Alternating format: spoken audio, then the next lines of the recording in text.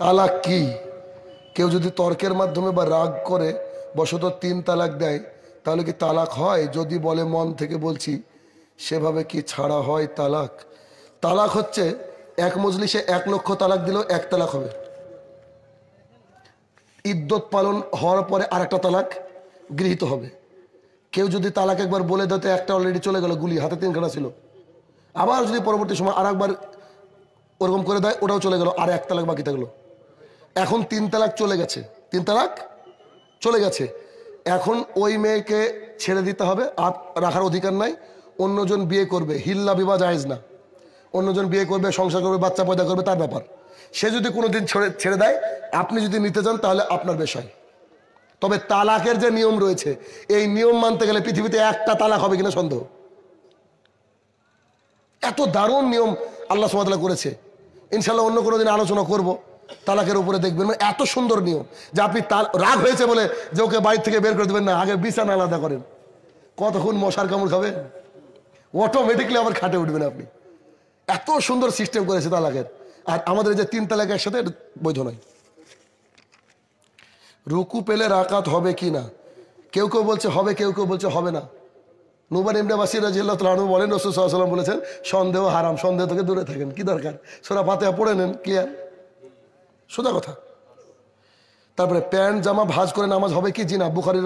বুখারীর হাদিস, প্যান্ট জামা ভাঁজ করে সালাত হবে না, সবকে ছেড়ে দিতে হবে। টাকনু নিচে প্যান্ট গেলে আপনাকে জাহান্নামে যেতে হবে। মুসলিম শরীফ 195 নম্বর হাদিস।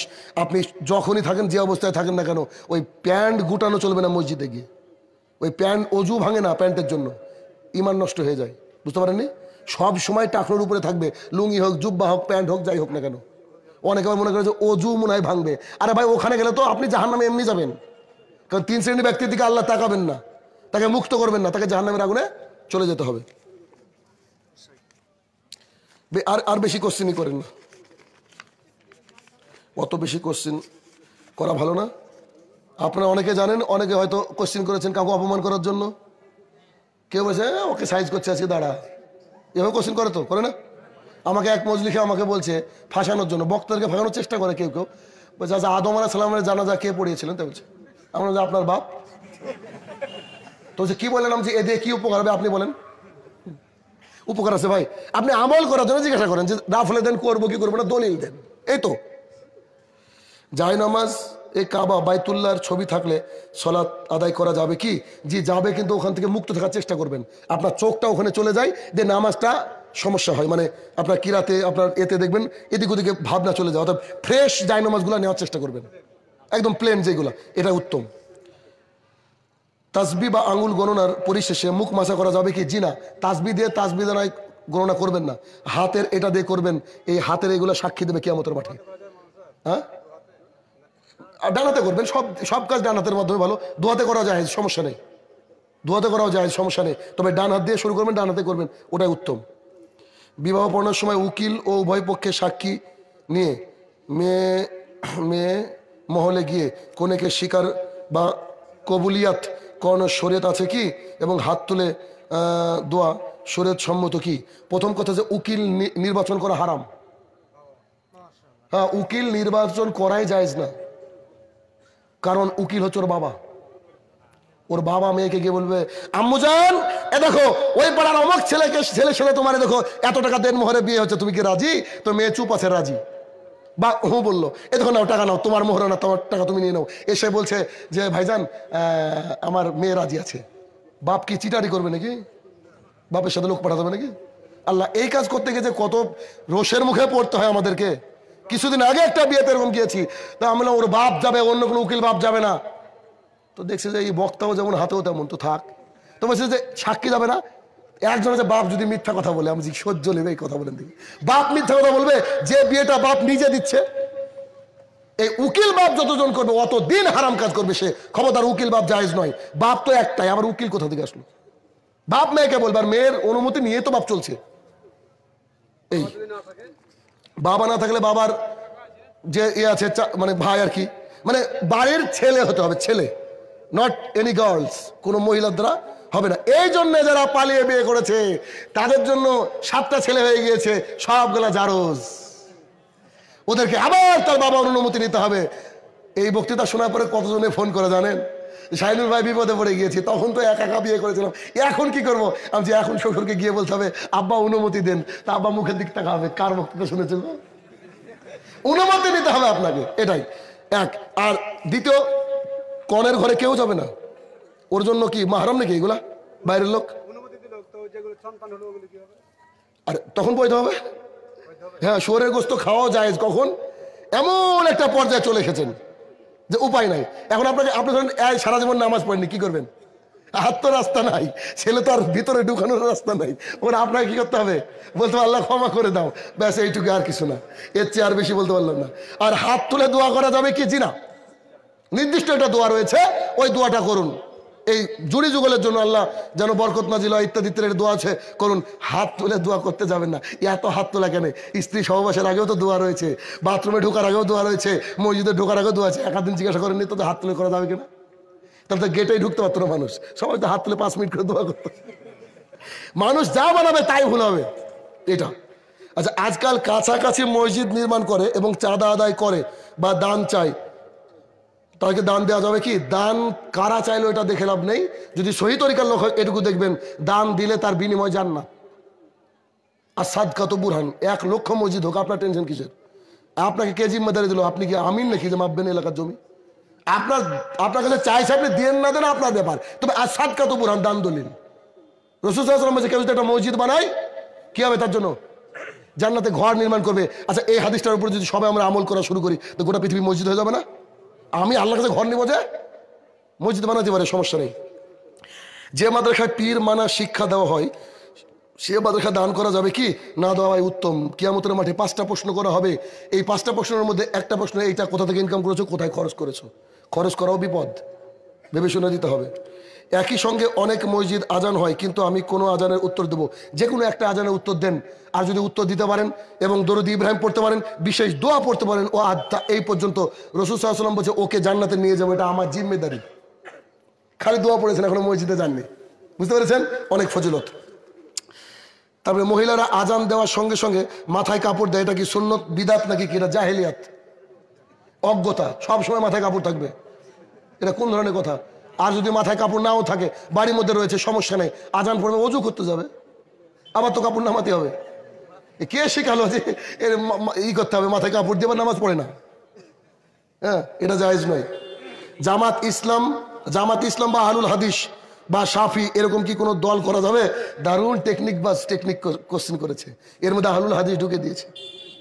জামাত ইসলাম কারুর না কারুর মতবাদ না? ইমাম মওদুদি রহমতুল্লাহের মতবাদ না? আচ্ছা, ইমাম আবু হানিফার মতবাদ। আর আহলুল হাদিস কার মতবাদ? আহলুল হাদিস মানে, আচ্ছা, আমি আস্তে আস্তে দেখলাম একটা ছেলে, আমি দেখিনি কিন্তু এমনি বলছি, একটা ছেলে হাফ প্যান্ট, নীল একটা হাফ প্যান্ট পরে আছে, সাদা একটা হাফ শার্ট পরে আছে, আর পিছনে একটা ব্যাগ। ছেলেটা কে বলেন তো? স্টুডেন্ট। কে বললো স্টুডেন্ট? লেখা আছে কোথাও? কেন? ওর বৈশিষ্ট্য দেখে বুঝলাম কি, হ্যাঁ, বৈশিষ্ট্য দেখলে বুঝলাম যে স্টুডেন্ট। আহলুল হাদিসের যেটা বৈশিষ্ট্যগত নাম, যে কোরআন এবং হাদিসকে পুঙ্খানুপুঙ্খ মেনেছিল, ওর নাম আহলুল হাদিস। দাড়ি চাষা লোক কখনোই আহলে হাদিস হতে পারে না। তবে একটা আহলে হাদিস আপনার সামনে বসে আছে, এ দেখেন, এই আহলে হাদিসটার কথা শোনেন। আমি যে গ্রামে বিয়ে করেছি, ওই গ্রামে আমার বাড়ি, একই গ্রামে। তো আমার শ্বশুর বাড়ি যেতে সময় লাগে 1 মিনিট, আর দাদা শ্বশুর বাড়ির সময় যেতে লাগে 3 মিনিট হেঁটে, অনেক দূরের রাস্তা। তো আমার স্ত্রী যাচ্ছে ওর দাদার বাড়ির সামনে, আর ওর দাদার বাড়ির সামনে আছে ওই মসজিদ। কোন মসজিদ? যে মসজিদ থেকে আমাদেরকে নাক ফাটিয়ে দেওয়া হয়েছিল, বের করে দেওয়া হয়েছে। তো ওখানে গিয়ে আমার স্ত্রী দেখছে যে ক্যারি ব্যাগের মধ্যে মোবাইল নাই, তো ফুটো ক্যারি ব্যাগ পড়ে গেছে। তো খুঁজতে লেগেছে, সবাই বলছে আল্লাহ কি হলো গো? তো মোবাইলটা হারিয়ে গেল। তো বাড়িতে এসেছে, আমাকে বলছে মোবাইলটা হারিয়ে গেছে। আমি বলছি আলহামদুলিল্লাহ, হয়তো ওটার মাধ্যমে আল্লাহ কাউর ইমানটাকে টেস্ট করাচ্ছে। তা বললাম কাউকে বলোনি তো? বলছে না বলিনি, তবে অনেকে তো জানতে পেয়েছে। আমি ছেলেকে ঘুম দেওয়ার জন্য মশারি টাঙাচ্ছি, দেখছি ওই মসজিদ থেকে ঘোষণা আসছে মাইকে, বলছে শাহিনুর রহমানের মোবাইল হারিয়ে গিয়েছে, যদি আপনারা কেউ পেয়ে থাকেন তার বাড়িতে অথবা আমাদের মসজিদে দিয়ে যাবেন। তো আমি মশারি টাঙাতে টাঙাতে বলছি আল্লাহ শাহিনুর রহমান যেন মোবাইলটা না পায়। তো আমার স্ত্রী বলছে কি বললা, রিপিট করো। আমি বলছি জি, শাহিনুর রহমান যেন মোবাইলটা না পায়। তো বলছে তোমার নামই তো শাহিনুর রহমান, তোমারই মোবাইল, আর তুমি না পাও মানে? আমি হয়তো মুসলিম শরীফ হাদিস নম্বর 1142, কিচ্ছু করার নাই। রাসূল সাল্লাল্লাহু আলাইহি ওয়াসাল্লাম বলছে মসজিদ থেকে যদি কোনো হারানো বস্তুর সংবাদ দেয় তাহলে তুমি তার জন্য বদদোয়া করো, ও শাহিনুর রহমান হোক আর ওর বাপ হোক। এর নাম আহলুল হাদিস, বুঝতে পেরেছেন? বুকের উপর দিয়ে বুলডোজার চলে যাবে, কোরআন এবং হাদিস মানবো। ও হানাফি মসজিদে গিয়েছে, বলবো না আমি, শুনতেই পেল না কেউ, এটা চলবে না। ওই গোল আলু হয়ে লাভ নেই, জিনা হ্যাঁ তো শের কে তারা জিও, ইনশাল্লাহ কাজ হবে। নেক্সট, জানাজার নামাজ পড়তে যায় কিন্তু জানাজার দোয়া জানি না, আমার নামাজ হবে কি? জি, সলাৎ হবে, সলাতের সমস্যা নাই, দোয়াটা মুখস্থ করে নেবেন। চেয়ারে বসে নামাজ পড়লে নামাজ হবে কি? জি, ওজোর যদি থাকে, বিশেষ কারণ থাকে, তবেই সলাৎ হবে, বিনা কারণে কেই বা চেয়ারে বসে সলাৎ আদায় করে। যে পোশাককে কোনো কিছু লেখা থাকে সে পোশাক পরে নামাজ হবে কি? অবশ্যই হবে, এতে কোনো সমস্যা নেই, যদি লেখাটা বিজাতির কোনো না হয়। হয়তো লেখা আছে জয় শ্রীরাম, ওই নিয়ে ঢুকেছেন। কালকে না পরশু দিন একটা ছেলে আমার মোবাইলে পাঠিয়েছে, ওরকম কিছু একটা লেখা আছে মহা বলি নাকি, বুঝে এটা পরে নামাজ হবে, ভেতরে পড়ে। আমি না ভাই, এটা পড়িস নি, দুদিন পর গরুর গোবর খাওয়াবে তোকেও। দেখছেন না এখন গোবর বিক্রি হচ্ছে এখন। বুঝছে মাদ্রাসার কাজে এবং মাদ্রাসার উন্নত মানের মিটিং এর টিফিন খাওয়া যাবে কি? জি, টিফিন খেতেই পারেন, আপনাকে যদি দিল মাদ্রাসার কমিটি। মাদ্রাসা আদায়ে গিয়ে মাদ্রাসার জায়গায় পয়সায় খাওয়া যাবে কি? জি না। মাদ্রাসার আদায়ে গিয়ে মাদ্রাসায় পয়সা খাওয়া হারাম, না জায়েজ। আপনি বিপদে আছেন, কি কমিশন কিসের? এটা মানুষ দিল মাদ্রাসার, আপনি খেলেন মানে? ও তো দেওয়ার সময় ভেবেছে আমি একটা ফ্যান দিলাম, আর আপনি ওই সিঙ্গারা খেয়ে ফ্যান শেষ করলেন। জি না। হেড মুদারিস যে আছে, হেড মুতাল্লি যে আছে, হেড প্রিন্সিপাল যে আছে, সে টাকা দিয়ে দেবে, বাপ এ দেখো এই টাকাটা নেও খাবা, টাকা পরের টাকা তুলে খাওয়ার তো লোভ কেন? এটাকে ত্যাগ করতে হবে। মোবাইলে কাউকে ফোন করে বা ফোন ধরে কি সালাম দেওয়া যাবে এবং সালাম দেওয়ার নিয়ম কি? জি, ফোন ধরে সালাম না দিয়ে কথা বলাই যাবে না। আমাকে আবার হিন্দুও সালাম দেয়, কিন্তু মানে হিন্দুকে তো দেওয়া যাবে না, বুঝতে পারছে না? মানে আমাকে যেই ফোন করে আগে সালাম দিই আমি। হ্যাঁ, আপনাকে একবারে গড় সাপটা সালাম দিতে হবে। ও কে দেখলেন না, চেনা অচেনা সবাইকে সালাম দিতে হবে। আর খালি চেনা লোককে সালাম দেওয়া হচ্ছে কিয়ামতের পূর্বের লক্ষণ একটা। চেনা অচেনা সবাইকে সালাম দেন। তবে আমাদের হানাফি ভাইরা বলে, আলেমরা বলে, খাওয়ার সময় সালাম দেওয়া যাবে না, বলে না? তো হুজুর যে সবসময় পান খায়, সালাম কখন দিব? আমি খুব টেনশন এই বিষয়টা নিয়ে। হুজুর তো সবসময় পান খায়, তো সালাম কখন দেব? অথচ সালাম যে কত বড় নেকির কাজ। হাদিস একটা শুনেন, রাসূল সাল্লাল্লাহু আলাইহি ওয়াসাল্লাম বলেছে 3 শ্রেণীর মানুষ আল্লাহর জিম্মেদারিতে থাকে। কত শ্রেণীর মানুষ? 3 শ্রেণীর মানুষ। এক, যুদ্ধের ময়দানে গেল, হয় মারা গেল অথবা গনিমতের মাল নিয়ে চলে আসলো, এই লোক। 2, কেউ সালাত আদায় করতে গেল, সালাত অবস্থায় মারা গেল অথবা বাড়িতে নেকি কাঁধে করে নিয়ে আসলো। 3, যে ব্যক্তি নিজের বাড়ি, পরের বাড়ি, যে বাড়িতে ঢুকুক না কেন, সব বাড়িতে ঢুকার সময় সালাম দিয়ে প্রবেশ করলো, সেই ব্যক্তির জিম্মেদারি কে নেন? আল্লাহ সুবহানাহু ওয়া তাআলা। একটা সালামের জন্য, একটা সালাম যদি আপনি দেন তাহলে কি হবে? আল্লাহ আপনার সাথে থাকে, আল্লাহ আপনাকে হেফাজত করে। কি করবে? করোনা ক্ষমতা আছে। সেদিন আমি এসেছিলাম, ফেসবুক লাইভে এসে বলেছি যে আমি চ্যালেঞ্জ দিচ্ছি, আমার করোনা ভাইরাস হবে না ইনশাআল্লাহ, এই কথা বলেছিলাম। কেন বলেন তো? আমাকে আল্লাহ দোয়া শিখেছেন, আল্লাহ রাসূল দোয়া শিখেছেন, দোয়া পড়বো। করোনা কে পাঠিয়েছে? আল্লাহ পাঠাননি? তাহলে আজকে আমরা কত ব্যস্ত করোনার জন্য, এই করছি সেই করছি। ল্যাংটা মেয়ে মাস্ক পরে দাঁড়িয়ে আছে, ওর হিসাবই নাই যে পর্দা না করলে জাহান্নামে যেতে হবে। ও করোনা থেকে বাঁচার চেষ্টা করছে। মানুষ কত বড় পাগল হলে, কোয়ালিটিহীন পাগল এরা। তারপর নূপুর পরে মহিলাদের সলাৎ হবে কি? জি হবে, তবে নূপুরের যে ইগুলা থাকে, যে ঘুঙুরটা মানে আওয়াজ হয়, এই আওয়াজটা যেন না হয়। এই আওয়াজ হলে ওটা পরা জায়েজ হবে না, কারণ ওই আওয়াজ মানে বুঝতে পারছেন, ছেলেদের ইকে আকৃষ্ট করা হবে। সলাতে সমস্যা নেই। মহিলাদের ঈদের সলাৎ মসজিদে কায়েম করা যাবে কি? জি না। মহিলাদের সলাৎ, ঈদের সলাতের জন্য মহিলাদেরকে ঈদগাহে যেতে বাধ্য, যদি হায়েজ হয়, মেন্স হয়। মাইমুনা রাদিয়াল্লাহু তাআলা বলছে, আমি বলছি না, আল্লাহ রাসূল, আমাদের মাসিক হয়েছে, কি করব? তো বলছে যে মাসিক হলো তোমাকে যেতে হবে। সহিহ বুখারী 15 নম্বর হাদিস। রাসূল সাল্লাল্লাহু আলাইহি ওয়াসাল্লাম বলছে, এরপরে মাইমুনা রাদিয়াল্লাহু তাআলা বলছে, যদি আমার ওই বোনের উড়না না থাকে, বলছে তুমি ধার দিবা। বলছে আমার যদি তাও না থাকে, বলছে দুজন ব্যক্তি একটা উড়নাতে আসবা। যেতে বাধ্য মহিলারা ঈদগাহে। তারা সালাত আদায় করবে না যারা পিরিয়ড রয়েছে, মেন্স রয়েছে, তারা ঈদগাহের বাইরে বসে থাকবে।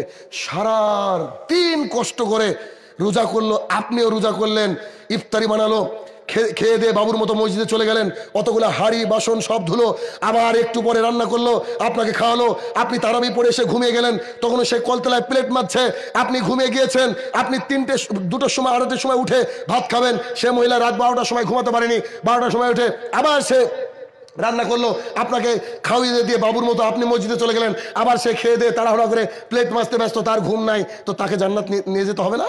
তার নেকি লাগবে না? তার নেকির মাধ্যম কি? ওই যে মসজিদে, ওই যে আপনার ঈদগাহে ইমাম সাহেব দোয়া করবে, ওই দোয়ায় মহিলাকে শরীক হওয়া লাগবে না? এত কাজ করার পরে তাকে মাহরুম করছেন কেন দোয়া থেকে? ওদের মহিলারা যাবে, যেতে বাধ্য। মহিলাদের আলাদা করে ঈদের নামাজ হবে না, ওকে দোয়া করতে হবে না। ওই যে ইমাম সাহেব খুতবাতে যে দোয়াটা পড়ে না, হে আল্লাহ আমাদেরকে সবাইকে ক্ষমা করো, এমনি যে দোয়াটা ওইটা, আর আল্লাহু আকবার লা ইলাহা ইল্লাল্লাহ, এটা তো চলবেই। আচ্ছা, জামাত চলাকালীন ইমাম অসুস্থ হয়ে পড়লে মুক্তাদি করেন, এগুলো হচ্ছে কোশ্চেন, এটা হচ্ছে অরিজিনাল কোশ্চেন, জানার জন্য। ধরেন জামাত চলছে, ইমাম সাহেব মারাও গেলেন হয়তো, বা অসুস্থ হয়ে পড়ে গেলেন, চট করে একজন ব্যক্তি কি করবে, সামনে এসে সালাত শুরু করবে, সালাত শেষ করে যত দ্রুত পারা যায়, তখন আল্লাহ কিন্তু দেখবেন না, ওই 104 নম্বর পৃষ্ঠার হাদিস এখন আর অ্যাপ্লাই হবে না।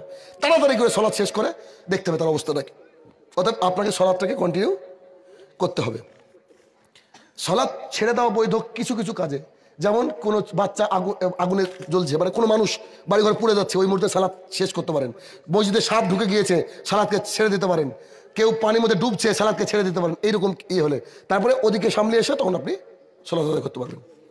জামাত চললে এমন সময়, মানে চলছে হবে হয়তো, এমন সময় এমন অবস্থায় আমি জামাতে সানা ও সূরা ফাতিহা পেলাম না, সেক্ষেত্রে ওই রাকাতটা ধরা যাবে কি? সানা আর সূরা, জি অবশ্যই ধরা যাবে, কিন্তু আপনাকে সূরা ফাতিহাটা পড়ে নিতে হবে, এসে ওর সাথে সাথে এসে আপনাকে সূরা ফাতিহাটা পড়ে নিতে হবে। সিররি কিরাত বা নীরবে কিরাত করার সময় ইমামের করণীয় কি? ইমামের করণীয় কি না মুক্তাদির করণীয় কি হবে? ভুল করেছে, মুক্তাদির করণীয় কি হবে? ইমাম তো কিরাতি করছে, হ্যাঁ, সবারই কাজে একই, আপনাকে সূরা ফাতিহা পড়তে হবে, সবারই মানে সূরা ফাতিহা আপনাকে লাজিম পড়তে হবে। ইমাম যদি, বুঝতে পেরেছি, নীরবে যে কিরাত হচ্ছে, ইমাম সূরা ফাতিহা পড়বে আর একটা সূরা পড়বে, ঠিক আছে, আর মুক্তাদি শুধু ফাতিহা পড়বে। ও যতদিন ইমামের পেছনে নামাজ পড়বে ততদিনই সব অবস্থায় ও সূরা ফাতিহা পড়বে। প্রত্যেক রাকাতে সূরা ফাতিহা না, সূরা ফাতিহা, আর প্রথম 2 রাকাতে সূরা ফাতিহা প্লাস আর একটা সূরা। এই পরিবারের অভিভাবক ছাড়া কোনো ব্যক্তি সালাত কায়েম করে না, সেক্ষেত্রে ওই অভিভাবকের করণীয় কি? যে এই অভিভাবক জাহান্নামে যাবে। ইবনে উমর রাদিয়াল্লাহু তাআলা আনহু বলেন, রাসূল সাল্লাল্লাহু আলাইহি ওয়াসাল্লাম বলেছেন, সালাসাতুন কাদ হারাম আলাইহিম জান্নাহ, 3 শ্রেণীর ব্যক্তির জন্য জান্নাত হারাম। 1, মদমিনুল খামরিন, নিয়মিত পানবিড়ি জর্দা গুল সিগারেট যে খায় সে জাহান্নামে যাবে। 2, রাজুলাতুম মিন নিসায়ে, পুরুষের বেশধারী নারী যারা জিন্সের প্যান্ট পরে, চুল কেটে ছোট করে, হাফ প্যান্ট ফুল এই ধরনের পরে, তারা জাহান্নামে যাবে। 3, আদ-দায়ুস, যাদের মেয়ে বউ এভাবে চলে বেড়ায় বা যাদের ছেলেমেয়েরা নামাজ পড়ে না, সেও দায়ুস, সে জাহান্নামে যাবে। নীরবে কিরাতের সময় যেমন জোহর, আসর 4 রাকাত, মাগরিবের শেষ রাকাত ও ইশার শেষ 2 রাকাতে ইমাম ও মুক্তাদি করণে বললাম এখনই। সলাতরত অবস্থায় সালাম দেওয়া যাবে কি? কেউ সালাম দিয়ে দিলে আপনার উত্তর হবে হাতের আঙুলটাকে নড়াবেন, ব্যাস, এখানে ওয়ালাইকুম সালাম বলা যাবে না। একজন সর্দারের নেতৃত্বাধীন সমাজে কোনো ব্যক্তিকে সুপারিশ করা সত্ত্বেও যদি সে সলাত কায়েম না করে, তাহলে ওই ব্যক্তির ক্ষেত্রে সর্দারের করণীয় কি? সর্দার বলতে গেলে এলাকার কি, মানে আমার কোনো সর্দার সিস্টেম নেই, সমাজ চালায়। হ্যাঁ, উনার তো উচিত ওনাকে 80 বেত মারা, সলাত আদায় করবে না কেন? ওকেও মারতে, ওর বাপকেও মারতে হবে যদি সর্দারকে মেনে নেয়, তাই না?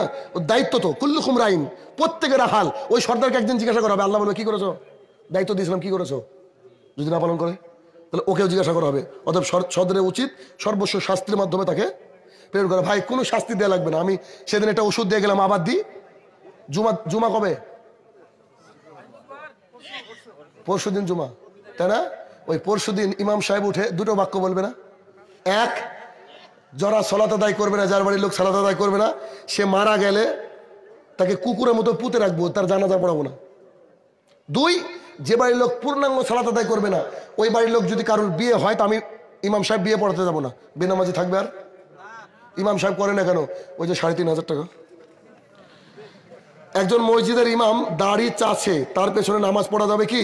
জি, তার পেছনে নামাজ হবে। তবে আপনি হিজড়া কেন? আপনি হিজড়া কেন? দাড়ি চাছা বা দাড়ি ছাটা ইমাম আপনি রাখলেন কেন? এই প্রথমটাই তো বিয়াদবি। ও থাকবে কেন? আশ্চর্য কথা। ওর মধ্যে খারাপ গুণ থাকলে ওকে পেছনে লাথি মেরে সরিয়ে দিন, যে তুই গাড়ি চালাবি আর তুই ড্রাইভিং জানিস না। মানে ড্রাইভার ভালো হওয়া লাগবে কিনা? ওর তাকুয়া নাই, ওকে জাতি কি উপকার হবে? ছাগলের সামনে দুটি দাঁত, ছাগল ঘাস খায়, মাংস খায় না কেন? সহ্য নেবে? এটা কোনো কোশ্চিন হলো বলেন দেখি? কুকুরের সামনে দুটি দাঁত, কুকুর মাংস। এতক্ষণ যা শুনলাম, আল্লাহ সুবহানাহু ওয়া তাআলা যেন আমাদের সবাইকে মেনে চলার তৌফিক আতা করে, সবাই বলে আল্লাহুম্মা আমিন। আমাদের মধ্যে যারা অসুস্থ, আল্লাহ সুবহানাহু ওয়া তাআলা যেন শিফা দান করে, আল্লাহুম্মা আমিন। কবরের তলে যারা শায়িত আছে, জানি না কি হালে রয়েছে, আল্লাহ গো, তারা যদি শিরক বিদআত না করে যায়, তাকে তুমি ক্ষমা করে দাও, আল্লাহুম্মা আমিন। হে আমার প্রতিপালক, এই জালসাটি শুধুমাত্র শোনানোর উদ্দেশ্যে আমাদের আব্দুল কাইয়ুম ভাই আমাকে বলেছিলেন এটা শুনানির জালসা আমি দিব ইনশাআল্লাহ। তো লোকজনও যথেষ্ট হয়েছিল, কিন্তু আরো হতো ওই বৃষ্টির জন্য আর ভাইরাসের জন্য এখন মনে অবস্থা। আল্লাহ যেন এই জালসা যতজন ছিল সবাইকে, আব্দুল কাইম ভাইয়ের সহ সবাইকে, কমিটিকে কবুল করে নাই, আল্লাহুম্মা আমিন। হে আমার প্রতিপালক, করোনা যদি সত্যি আতঙ্কগ্রস্তের কিছু একটা হয়ে থাকে, এর থেকে আমাদেরকে ইমানটাকে বাড়িয়ে সমস্ত পাপ কাজকে ত্যাগ করে তোমার রাহে ফিরে দেওয়ার তৌফিক আতা করো, আল্লাহুম্মা আমিন। হে আমার প্রতিপালক, এনআরসি, এনপিআর, সিএ যদি আমাদের উপরে তোমার গজব হয়, এই গজব থেকে আমাদেরকে বাঁচার তৌফিক আতা করো, আল্লাহুম্মা আমিন। হে আমার প্রতিপালক, ডক্টর জাকির নায়েক এবং আল্লামা দেলোয়ার হোসেন সাঈদী আবারও যেন সঠিকভাবে স্বমহিমায় গোটা বিশ্বের বুকে দাওয়াতের কাজ ছড়াতে পারে, সেই জন্য তুমি তৌফিক আতা করো, আল্লাহুম্মা আমিন। আসসালামু আলাইকুম ওয়া রাহমাতুল্লাহি ওয়া বারাকাতুহু। ওয়া আলাইকুম আসসালাম ওয়া রাহমাতুল্লাহি ওয়া বারাকাতুহু। জাযাকাল্লাহু খাইরান, আল্লাহ তাআলা ফিদ দারাইন আকরামাকুল্লাহ।